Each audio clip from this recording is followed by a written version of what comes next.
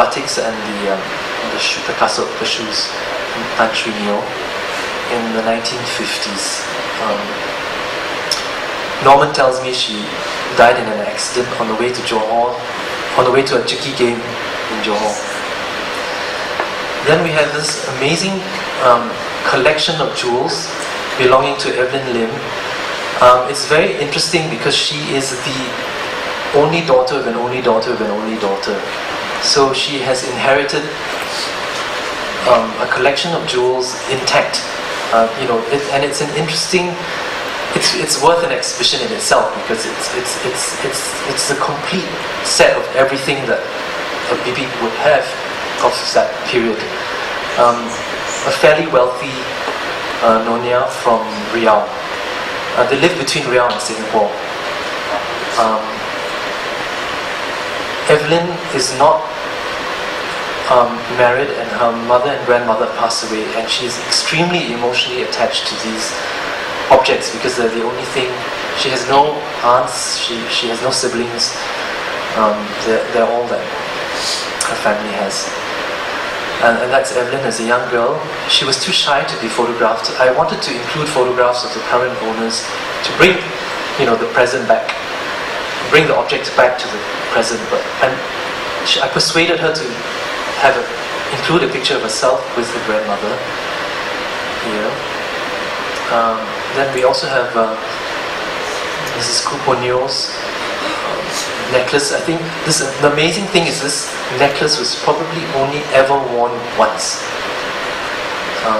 belonging to her mother, Chiang Bin Nyo, and her father, Ong Cheng Bi.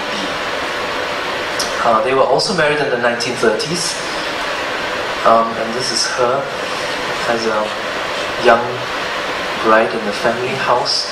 The Ong family had a big house in River Valley, and this is the interior of the Ong Yu Hai house. It was a wonderful, again, interesting combination of Chinese furniture and colonial. It was a huge mansion, I think. I also, Kwek Keng Wah is one of the docents here. And I really wanted to include contemporary jewels as well. And also, interestingly, this is one of the only objects that is the opposite of an heirloom. It was not inherited, it was the opposite. It was given by Keng Wah to her mother. So it's gone the other way, which I thought was a wonderful thing to do. Here is the mother wearing the pendant that was made by Foundation Jewelers. It's one of the few jewelers that are still making Peranakan jewelry, and sadly her mother passed away, and now it has come back to Keng Wah. Then we also have this amazing documented items of beadwork that was given to Wu Liante or Dr. Ngo Lian Tak by his mother, seen here, seated in the middle, and that's Wu Liante on the right. He was, of course, the famous doctor and medical hero of China who sort of,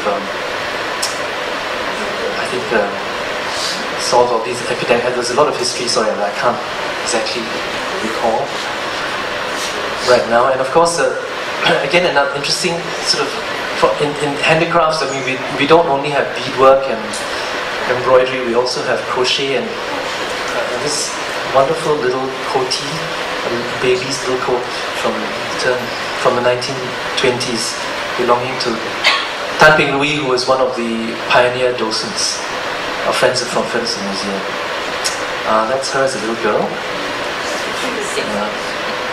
And that's her with her mother, Mrs. Chan Si-on, who crocheted the coatee.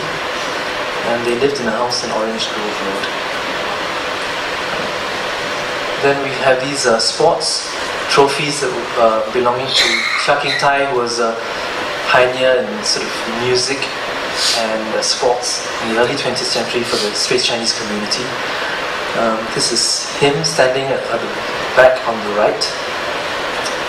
with his wife in front of him.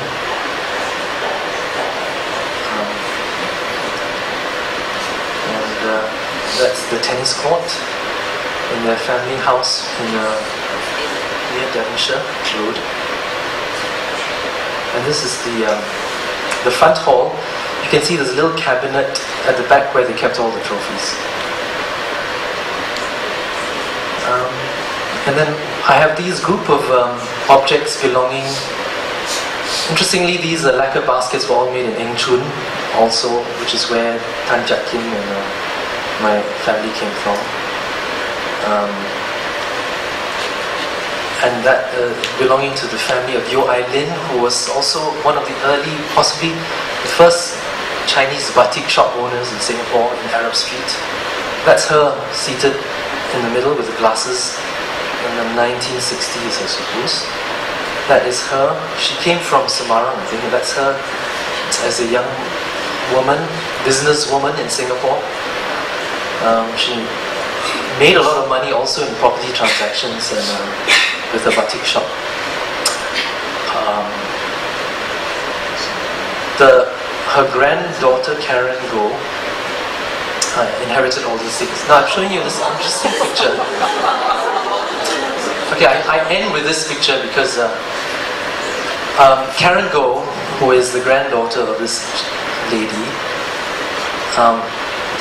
this Yeo Ai Lin is her paternal grandmother. This lady, I found out, is her maternal great-grandmother. Her name is Ho Sok Chu.